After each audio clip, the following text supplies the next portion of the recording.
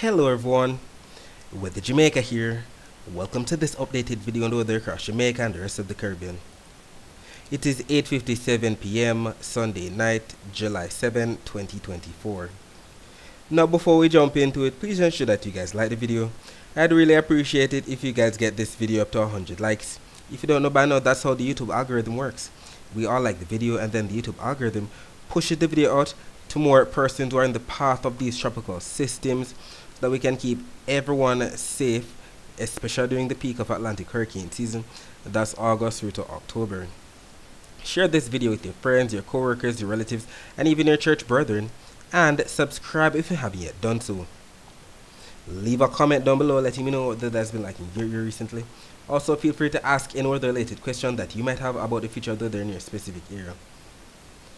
Alright, so let us take a look at the U.S. National Hurricane Center 7-day graphical tropical weather outlook. We can see that there's nothing to see here across the entire Atlantic basin apart from Beryl as of 7:46 p.m. Eastern Daylight Time, which is actually 6:46 p.m. Jamaica time.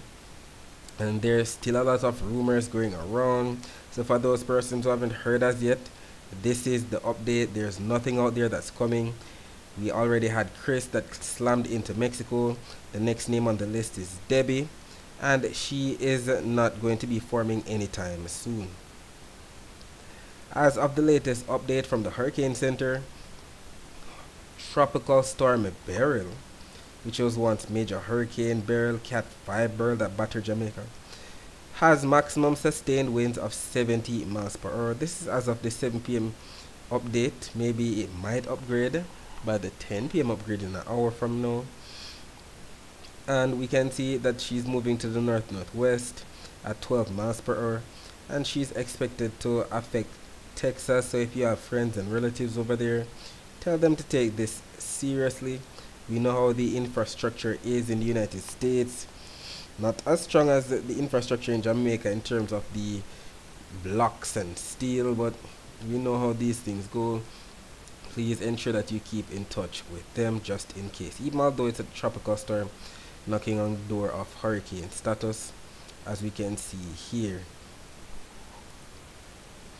In terms of Beryl's track, we see that it definitely crossed to the south of Jamaica, then moved northwestward into portions of the Yucatan Peninsula of Mexico. Then it started to curve more northwestward as heading to the Texas coast. And we see the tropical storm force winds extend a great deal. But remember that the tropical storm force winds, when it was passing through the Caribbean, definitely extended to a great deal. But the hurricane force winds were not that extended. We see the burgundy colors, the hurricane force winds. And the hurricane force winds mainly affected sections of southwestern Jamaica, anywhere from Clarendon westward to Manchester, St. Elizabeth, and Westmoreland at most. And if we go back to this, the hurricane scale, this is what I'm talking about. So the hurricane force winds, considering that it was a category 4, the eye wall around that system definitely lashed sections of Clarendon, St. Elizabeth, Manchester, and Westmoreland with the 130 to 156 mile per hour winds, which explains the damage that those areas experienced, not to mention the fact that they are still without electricity, communications, while the rest of the island for the most part experienced tropical storm force winds of about 39 to 73 miles per hour, which explains why the damage isn't as robust in other parishes except for those that were scraped by the eye wall. Alright, so on another note, we need to talk about the fact that today in hurricane history, 19 years ago on July 7, 2005, Hurricane Dennis went past Jamaica's east and north coast while strengthening to category 4, bringing strong winds and torrential rainfall, and it caused one fatality and racked up to $35 million in damages in Jamaica. And this post was made here on our Twitter page today. Keep in mind that these posts aren't only made here on our Twitter page, but on our Instagram page at weather.jamaica, on our Facebook page at weatherjamaica876, and on our TikTok page at Weather Jamaica. So if you have one of those social media platforms, please ensure that you follow us there, as we may post throughout the day that you can't afford to miss. So this is the image of Dennis. You can see Dennis is quite huge right here. and it crossed to the east of us between Haiti and Jamaica and to the north of us, and it was strengthening while on its way to lash Cuba and heading towards the United States. And we can see what it did here. It was a tropical storm to the south of Hispaniola, then became a hurricane, then passed to the east and the north coast of the island, where it became a hurricane of category 4 strength. And we see it all represented here with the track, the blues that represent tropical depression, then the light blues tropical storm, then the yellows hurricane, then the gold category 2, the orange category 3, and the red category 4 right there to the north of Jamaica. I definitely remember this hurricane. It definitely brought a lot of heavy rainfall to my portion of St. Thomas. The winds were strong, but they weren't that strong. I definitely remember it because it brought crazy inundation and river flooding to portions of St. Thomas. And then we know the following week we had Emily. We're going to be talking about her anniversary coming week. Alright, so let us focus our attention on the surface map of the Atlantic for this evening. We can still see that the entire Atlantic basin is being dominated by ridges of high pressure that we know are responsible for sending all of these systems from east to west across the main development region into the Caribbean. We have one tropical wave right here that's already affecting portions of the Leeward and Windward Islands, and another tropical wave right here to the west of the Cabo Verde Islands. If we take a look at the visible satellite images of the Atlantic before the sun went down, we can see the clouds associated with that tropical wave that was lashing portions of Jamaica yesterday. We can also see the clouds associated with that tropical wave that's affecting portions of the Leeward and Windward Islands as we speak. And we can see the clouds associated with that tropical wave that's right there to the west of the Cabo Verde Islands. And we still have a lot more activity coming off of Africa as we speak, but we don't believe that much of these will be developing anytime soon. There's a lot of sinking air that's starting to take shape across the Atlantic, and if something is going to be developing, I'll definitely be here to keep you posted. If we focus our attention on what was predicted in yesterday's live stream, first of all, last night we live streamed the severe thunderstorm that was lashing portions of the island. We saw the very high cold cloud tops, the thunderstorm definitely lashing portions of Clarendon, St. Catherine, St. Anne, St. Mary, Portland, sections of Manchester, St. Elizabeth, and we had a whole 2 hours of talking about what was taking place, and there was definitely a lot of flash flooding taking place as well. And it was forecast that would have had more rainfall lingering, especially across sections of some southern parishes into Sunday morning. Then it would have cleared out as the day progressed. By the way, we know southern parishes. We're talking about those parishes on the bottom side of the island, so St. Thomas, Kingston, St. Andrews, St. Catherine, Clarendon, Manchester, St. Elizabeth, Westmoreland.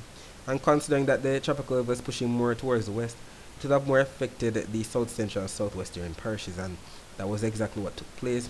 As a post was made on our Twitter page at 3:50 a.m. early this morning, highlighting the Cuban Doppler radar images. And where did we see the rainfall? More so across sections of some south central and southwestern parishes with those greens and yellows. So that indeed confirms the rainfall, some moderate to some slightly heavy rainfall indeed. And we definitely have some of our followers confirming the rainfall in their area. Right here on our Instagram, we have Fergie.Anna stating, haven't slept all night due to light flooding in my house. And was in your live too. Appreciate the updates. You're welcome. And we have Much and Official, if I'm not butchering your name, placed Washwell last night. Over here on Pink Wall's page, we saw the inundation that took place. Definitely some cars shut off. We've been talking about this. The water might look like you can go through it, but the vehicles are very low, and as soon as the engine takes in too much of the water, you know, the vehicles are going to shut off. You don't want to be in a situation like this at all, because who knows, the weather might even get more downhill and cause your vehicle to be swept away. Just like what this person says, never drive into settled water unless you can see the depth. I wouldn't drive in it any at all. And as you could see by all the reports coming out on the news, even Spanish Town Hospital was inundated with some amount of flooding that took place. And as we woke up this morning, we saw the very devastation that took place as of this tropical wave. And just to show you, tropical waves can cause devastation too. It's not just tropical depression, storms or hurricanes. Tropical waves, they pack a punch as well. Remember the gust front that the one in early June, if not mid-June, caused, with the very strong winds in Kingston that persons thought was a freak storm. And we know that they can definitely cause freak storms as well as flooding, and we definitely saw it right here. Old Harbor definitely experienced the brunt of it because the thunderstorms were definitely sitting on top of Old Harbor last night, and they lasted a good what, up to 6 hours in the same area, which explains the inundation, the flooding that took place, damaging the bridge, cutting off residents in general. As it relates to what took place across the corporate area today, we saw that on the view of See Jamaica's YouTube channel overlooking Kingston, looking to the west into New Kingston and the Kingston Harbor. It was a mostly sunny day. This was as of 3:19 p.m. in general. By the way, if you'd like to see more live streams like this, please ensure that you visit See Jamaica's YouTube channel. They actually have more showing Crossroads, Halfway Tree, even the Bagua Gorge that we have so many accidents in and around. If we take a look at the visible satellite images of Jamaica before the sun went down, we can definitely see that it was a mostly partly cloudy day. Some high level clouds right here pushing from north to south, and we saw the low level flow coming in from the east, but it was a mostly sunny day in general, nothing significant. As it relates to the latest infrared satellite images, we still see those upper level clouds being pushed off from north to south.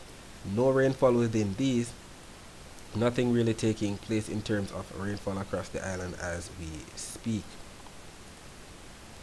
If we take a look at the latest Cuban Doppler radar images, however, the latest image that just came out at 10:10 p.m. Eastern Standard Time, which is actually 9:10 p.m. Jamaica time. So we see that it is even running ahead of schedule. The image is already out. We can see that there is nothing to see here. This what we see right here to the north of Jamaica is actually a glitch in the system, because we don't see the satellite images showing much in the way of clouds across the waters to the north of Jamaica right here, showing the latest images. So definitely a glitch. Don't pay this any mind. This is just a glitch, not any rain at all. And we can see that there's nothing else taking place across Jamaica as we speak.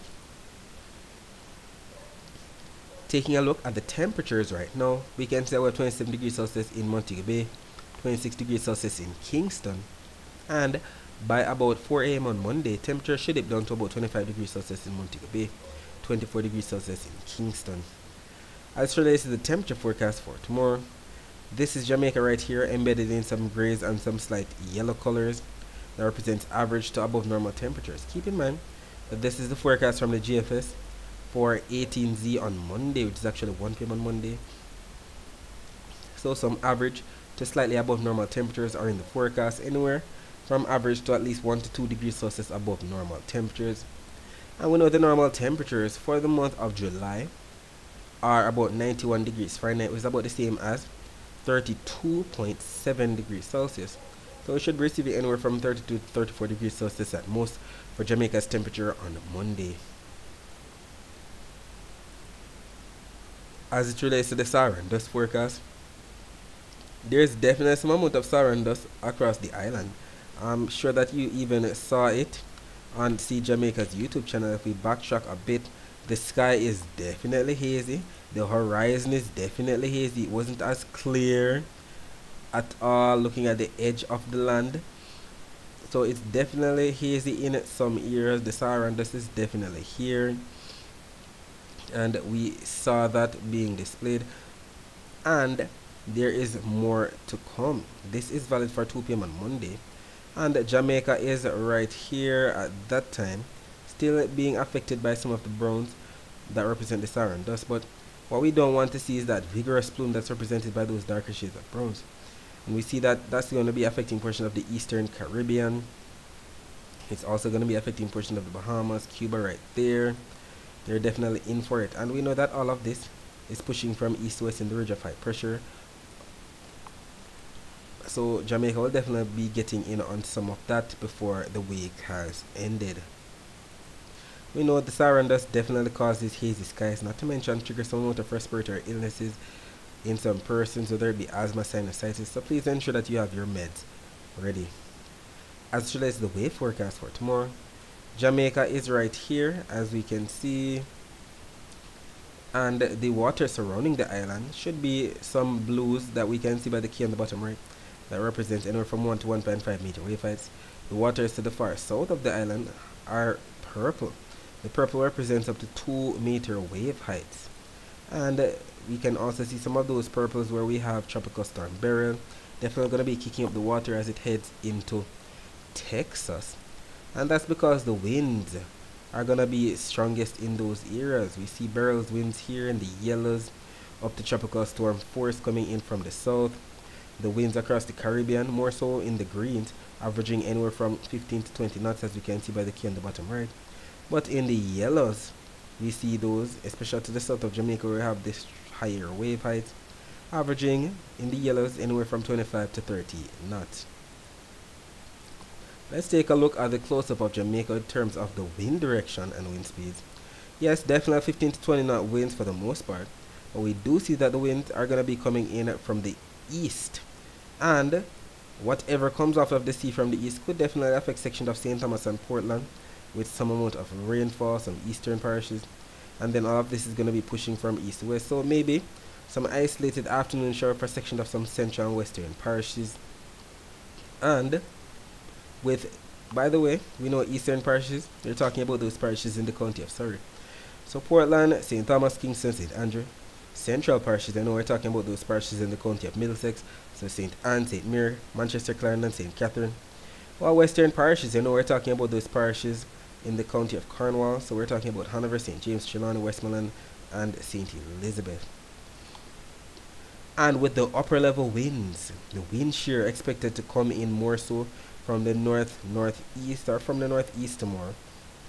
Whatever thunderstorms that we're going to be having, definitely going to be pushing those high cold cloud tops, those cumulonimbus clouds off towards the south. So we saw it already, the upper level clouds being pushed off towards the south. So if we're going to be getting some thunderstorms across eastern, central, and western parishes, it could favor more of the southern parishes in Jamaica with some overcast skies, if not some thunderstorms. So section of Westmoreland, St. Elizabeth, Manchester, Clarendon, St. Catherine, Kingston, St. Andrew, St. Thomas would be getting on the brunt of it, considering the easterly flow that's expected. So not northern Jamaica, that's going to be in for the brunt of the rainfall. More so southern parishes, more eastern, central, and western parishes, but more southern parishes than anything else. And if we look at the breakdown at the rainfall for tomorrow, just some isolated showers, nothing too significant like what we've had with Beryl or the tropical wave. We see more blues than anything else on the Euro and the GFS malls, and this is valid for 7 a.m. Eastern Standard Time, which is actually 6 a.m. on Monday. So some isolated showers in store for section of St. Thomas, Portland, Eastern. If we skip ahead to about 10 a.m. Eastern Standard Time, which is actually 9 a.m. Jamaica time, we still see much of the same. The blues represent rainfall, still affecting sections of Portland, St. Thomas, spilling into maybe section of Kingston, St. Andrew. Let's hope.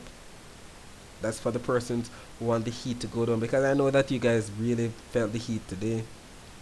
Then, by 4 p.m. Eastern Standard Time, which is actually 3 p.m. Jamaica time, we start to see what was predicted coming true.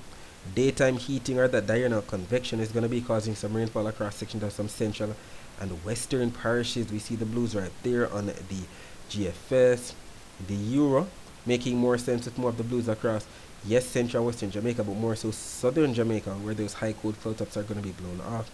So we're going to be seeing exactly what unfolds, and I'll definitely be here to keep you posted at those timestamps regarding the rainfall that is expected. And even the accumulated precipitation forecast are showing the rainfall totals, that the most in UF rainfall within the next 24 hours should be across eastern Jamaica with the yellows, up to at least 0.3 of an inch of rainfall here on the Euro. GFS showing up to at least 0.25 of an inch of rainfall, and we see the western portion of the island getting on some rainfall as well, central portion of the Euro. We'll see exactly how that goes. Either way, we're grateful for the rainfall that's going to be doing something about the heat. Even although some persons might not want the rainfall, some persons are trying to, rebuild with the lack of roofing. Not to mention the rainfall might be hampering some persons who are still without electricity because you know the public service cannot do their job, especially if it's raining. But we're actually in our dry season right now. We're in the month of July. Kingston's bar graph at the top and Montego Bay's bar graph at the bottom are in consensus that we usually receive less rainfall this month than what we would receive in May and June. May and June are secondary rainy season. September, October, November are primary rainy season, especially October. That's our wettest month. But July, we actually calm down and we're going to be seeing things calming down. Even although we're in the hurricane season, can definitely experience more dry weather. So some more warm temperature, some more sour and dust is definitely in the forecast. And keep in mind that this map for Kingston is in millimeters in terms of the rainfall that's experienced, that's recorded via the rain gauge. The rainfall for Montego Bay is in inches, and you can do the math yourself with this breakdown showing millimeters to inches and the equivalent. Alright, so that's it for the forecast across Jamaica. Let us focus our attention on the rest of the Caribbean. So as stated, we have the thunderstorms that are associated with the tropical wave that lashed sections of Jamaica, now battering portions of Central America, Honduras, Nicaragua, Belize, section of Guatemala, El Salvador. We can see the tropical wave doing a number on portions of the eastern Caribbean islands as we speak. Upper level low right there spinning to the north of the Bahamas. Lots of thunderstorms associated with it. And if we take a look at the Doppler radar images of the northeastern Caribbean, we're going to be seeing some isolated showers as we speak to the north of Puerto Rico, to the southeast of Dominican Republic. Some rainfall right there associated with the tropical wave affecting sections of Antigua and Barbuda, Guadeloupe, especially to the east of Dominica. And if we take a look at the Barbados radar, we don't see much rainfall to the south of Barbados, but definitely to the east, to the west, and to the north of there. Some rainfall definitely lashing sections of St. Vincent, sections of St. Lucia, Martinique, sections of Dominica, Guadeloupe getting in on that mix. And there's a lot more rainfall coming in from the east to affect sections of Barbados tonight. If we take a look at the weather view of Doppler radar images, we can see some isolated rainfall across sections of the Bahamas, Florida, western Cuba, some rainfall across sections of Mexico, Guatemala, Honduras, and we see some rainfall to the east of Nicaragua, as well as that rainfall that we already mentioned across the eastern Caribbean. Some rainfall right there across sections of northern Venezuela, Colombia, some isolated showers across sections of Suriname and French Guyana. As it relates to the rainfall that's expected within the next 24 hours, keep in mind that both of these maps from the Euro and the GFS are showing all the rainfall that's expected from now up until 10 p.m. on Monday. Not saying that's going to be raining from now all the way up until then, but these are the spots that are going to be picking up the most in the way of rainfall. So definitely more isolated showers in store for sections of Florida, the Bahamas, not so much for the southern Bahamas or central or eastern Cuba.